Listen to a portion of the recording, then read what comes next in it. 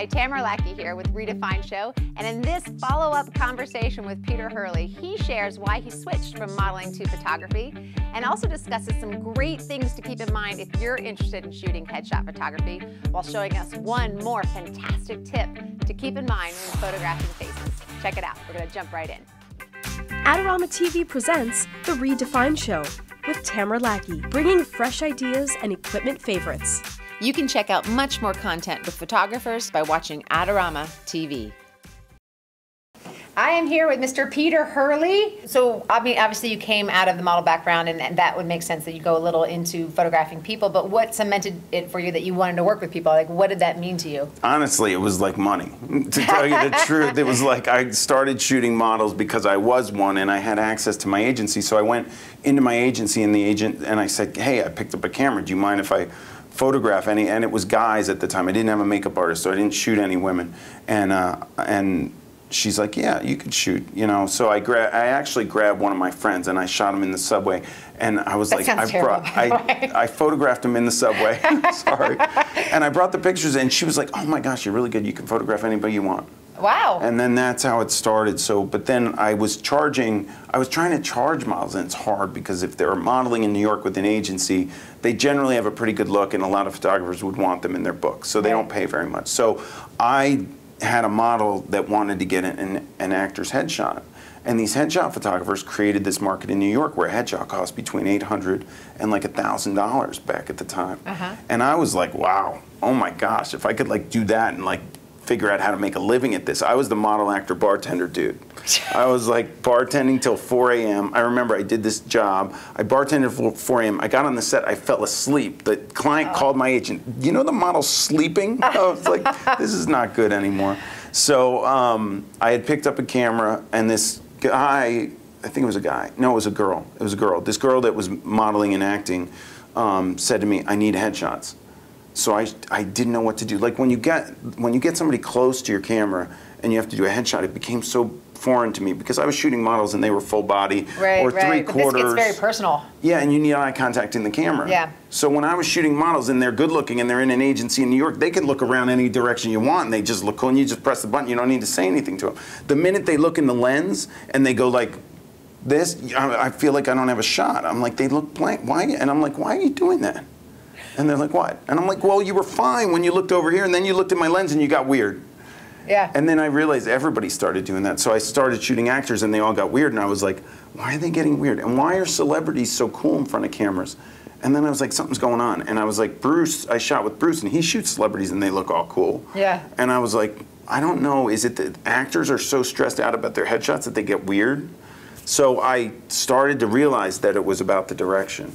And when somebody gets weird, you gotta chill them out, and it comes through the relationship or the rapport that you build, and the amount, and what happened over the course of my career, the amount of time it took me to chill people out used to take me like an hour or 2 hours when I first started, and then it slowly got shorter and shorter and shorter and shorter, and now I can do it in like 30 seconds. Right, exactly. Yeah. Practice made perfect. All right, we're going to jump into watching a clip of you doing your thing. Before we do that, can you tell everybody where they can find out more about you? Your coaching website, which is? My coaching website's ph2pro.com. Yep. My main website's peterhurley.com, and everything links from there.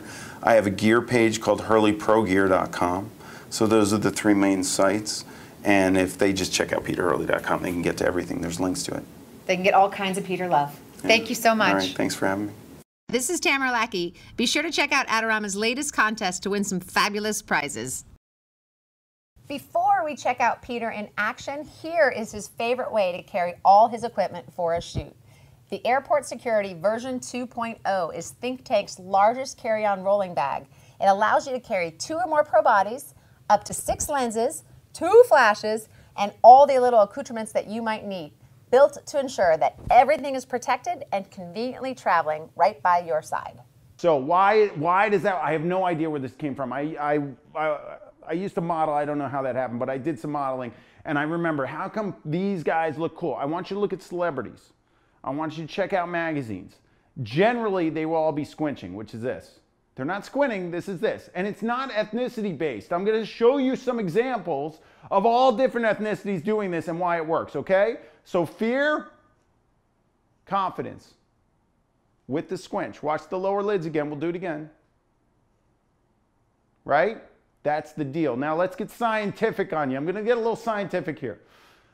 There's a muscle that surrounds your eye. It's called the orbicularis oculi. So it closes your eye tight and it creates squinching. It's like this, squinting. It creates squinting. So it goes around your eye like this, right? If you want to close it tight.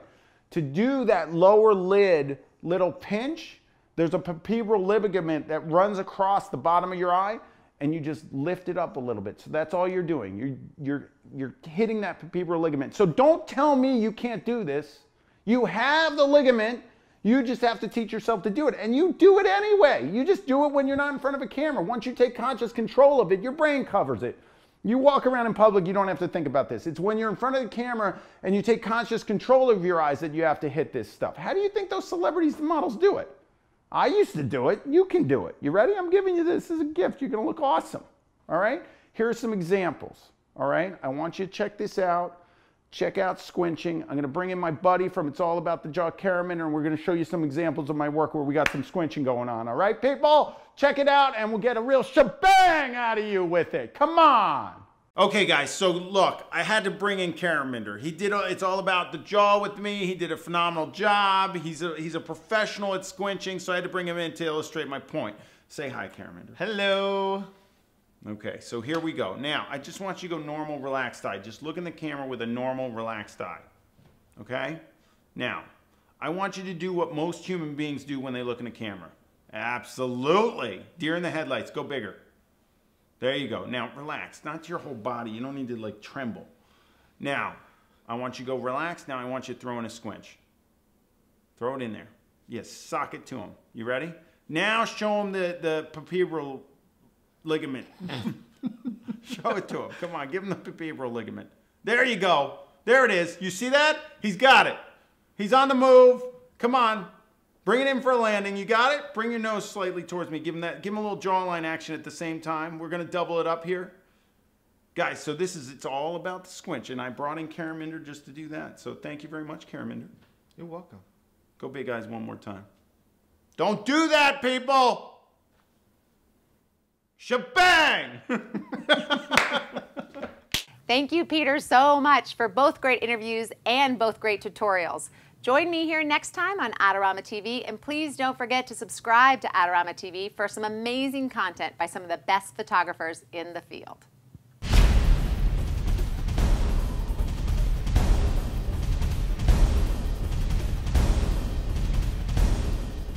Do you want great-looking prints at low cost? Be sure to visit our easy-to-use online printing service.